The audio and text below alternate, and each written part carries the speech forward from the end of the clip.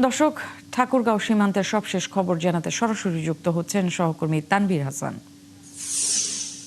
তানভীর, একটু জানতে চাই যে ঠাকুরগাঁয়ে যে পতাকা বৈঠক হওয়ার কথা রয়েছিল সেটা কি হয়েছে কিনা, কি সিদ্ধান্ত নিলেন তারা 11 জনের বিষয়ে?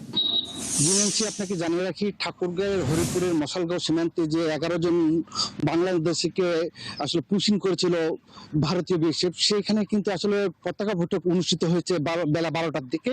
বেলা 12টার দিকে পতাকা বৈঠক অনুষ্ঠিত হওয়ার পরে কিন্তু আসলে উভয় বিএসএফ এবং বিজিবির মধ্যে কিন্তু তারা কিন্তু সিদ্ধান্ত পৌঁছাতে পারে না, আসলে তারা ব্যাক করতে পারে না এবং বিজিবি কিন্তু আবার বাংলাদেশে তাদেরকে করায় নাই। সেই কারণে আসলে কিন্তু আসলে যারা এখানে অবস্থান করছেন তারা এই 11 জন কিন্তু খুব মানবতা জীবনযাপন করছেন। তারা কিন্তু কয়েকদিন ধরে প্রায় 48 ঘন্টা ধরে কিন্তু তারা এখানে অবস্থান করছে ঝড় বৃষ্টিতে, এবং তারা কিন্তু অনাহারে দিন পার করছেন। স্থানীয়রা যারা কিছু দিয়ে আসছেন তারা এসে একটু খেয়ে জীবনযাপন করছেন। এতে করে কিন্তু যে 4 জন শিশু রয়েছেন তারা কিন্তু খুব অনাহারে রয়েছেন। কিন্তু স্থানীয় লোকজন বলছেন এইটার বিষয়ে দ্রুত একটা সমাধান চাই। এই সমাধান না হলে কিন্তু সাধারণ মানুষটা কিন্তু খুব আতঙ্কিত রয়েছেন। কারণ পার্শ্ববর্তী আরো অনেক সীমান্ত রয়েছে, সীমান্ততে কিন্তু আরো পুশিংয়ের খবর পাচ্ছে। এরকম নিয়ে কিন্তু বিজিবি এবং স্থানীয় জনগণ কিন্তু খুব সতর্ক অবস্থান রয়েছে।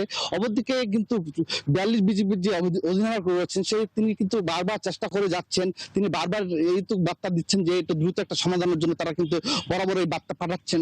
এই বার্তাটা পাঠানোর পর্যন্ত তারা কিন্তু অপেক্ষায় রয়েছেন, এবং তারা কোনো মতামত কিন্তু ঠাকুরকে সীমান্ত দিয়ে কোনো ভারতীয় নাগরিক বা কোনো বাংলাদেশি কোনো অনুপ্রবেশকারীকে কিন্তু প্রবেশ করতে দিচ্ছেন না। এই ছিল ঠাকুরকে সর্বশেষ অবস্থা, এবং পরবর্তীতে আমরা জানাতে পারবো আপনাদের। নিশ্চয়ই কোনো আপডেট থাকলে আপনার কাছ থেকে আমরা জানাবো দর্শকদেরকে। তানভীর, আপনাকে ধন্যবাদ। দর্শক, তানভীর হাসান ঠাকুরগাঁও সীমান্ত থেকে যে পুশহীন অব্যাহত রয়েছে সেই বিষয়ে আপডেট আমাদেরকে জানাচ্ছিলেন।